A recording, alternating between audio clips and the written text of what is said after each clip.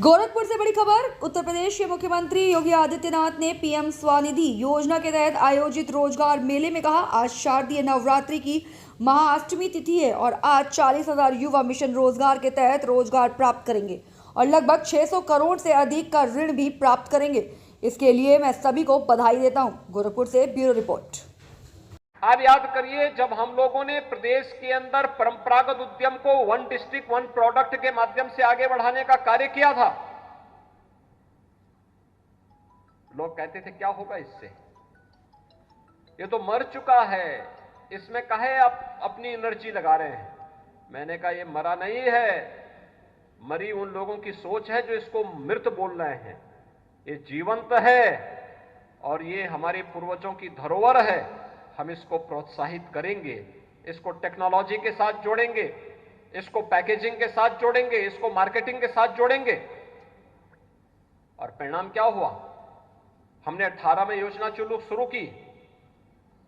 जब 25 मार्च 2020 को लॉकडाउन लगा और उत्तर प्रदेश के कामगार, कारीगर और यहां के कामगार ये सब वापस आने लग गए, तो लोगों ने कहा कहां इनको रोजगार मिलेगा। मैंने कहा चिंता मत करो, जिसको आप कहते थे कि ये मरे हुए चीज पर आप काहे अपना समय वेस्ट कर रहे हैं, मैंने कहा वही जीवित हो चुकी है और वह इन सबको नौकरी और रोजगार यूपी में देगी। 40 लाख लोगों को हम लोगों ने यूपी के अंदर ही रोजगार देने का काम किया था। यूपी देश का एक महत्वपूर्ण राज्य था जिसने उस समय 40 लाख लोगों को उनके घरों तक सुरक्षित पहुंचाया, फिर उन्हीं के जनपद में उनके लिए रोजगार की सृजन की व्यवस्था भी की। पहले मांग होती थी हमारे गांव में बैंक खुले, हर गांव में मांग होती थी। हमने कोरोना कालखंड में जब पैसा भेजना शुरू किया तो पता लगा लोग बैंकों में लाइन लगा के खड़े हो जाते थे, तब हमने बैंकिंग कॉरेस्पॉन्डेंट सखी की एक योजना दी थी। आज 56,000 गांवों के लिए बैंकिंग कॉरेस्पॉन्डेंट सखी का चयन हो चुका है और कॉरेस्पॉन्डेंट सखी के माध्यम से आज वित्तीय लेन देन का सारा काम गांवों के अंदर स्वयं कर रही है। आप याद करिए, 56,000 ये बेटियां, ये बहनें गांव गांव में वित्तीय लेन देन का काम करते हुए स्वयं भी दे रही। मुझे अभी एक विशेष सखी मिली बाहर एक प्रदर्शनी में, मैंने उनसे पूछा कितना पैसा आप कमा रही हैं, 15,000 से 25,000 रुपए प्रति माह, यानी इतना उसके पास कमीशन आ जाता है बैंक का, और घर का काम भी अलग से। रेडीमेड गारमेंट्स में जो लोग काम कर रहे हैं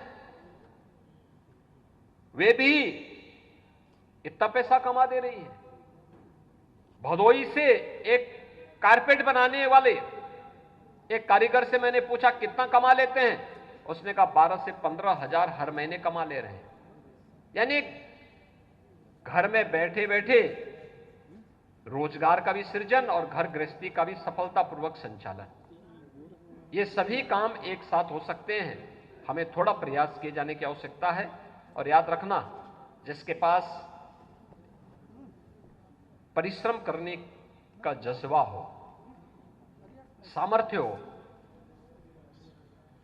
रास्ता एक बार चुन लीजिए, किस क्षेत्र में आप जाना चाहते हैं, उसकी ट्रेनिंग लीजिए खूब तन्मयता के साथ, आपके लिए नौकरी और रोजगार की कमी नहीं होगी। मैं इस बात के लिए आप सबको आश्वस्त करता हूं। हम सबका हमेशा से एक उद्घोष रहा है कि हर हाथ को काम, हर हाथ को रोजगार,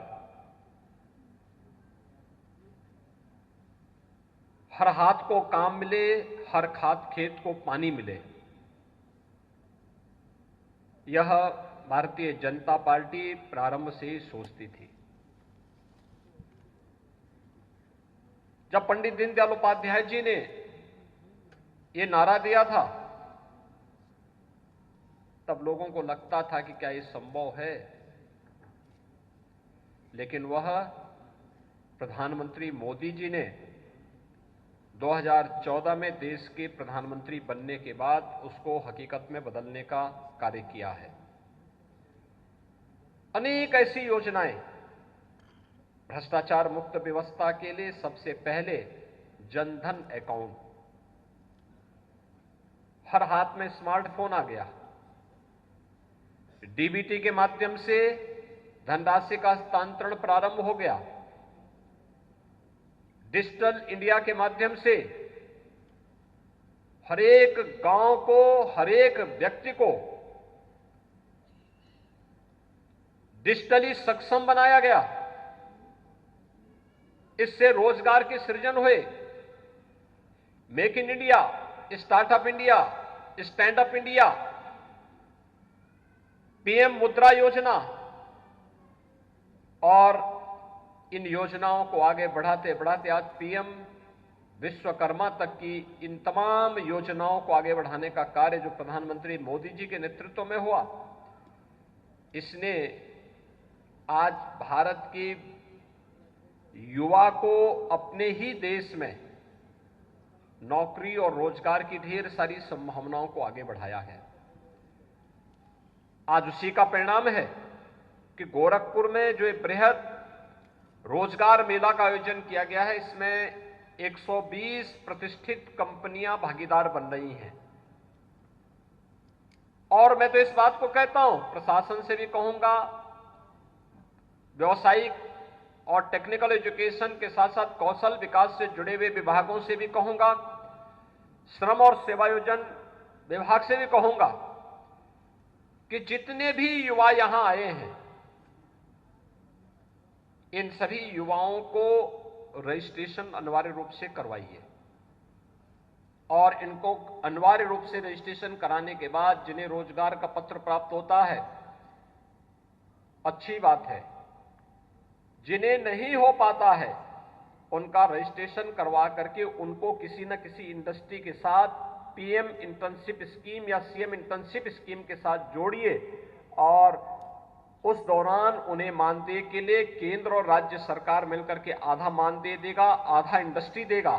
इनके पास अनुभव होगा और अगली बार इनको भी अच्छा पैकेज यहां पे उपलब्ध हो जाएगा, जिससे अधिक से अधिक युवा किसी न किसी इंडस्ट्री में कार्य उसे उपलब्ध होगा तो उसकी ऊर्जा और उसकी प्रतिभा का लाभ हमारे समाज को और हमारे देश को प्राप्त होगा।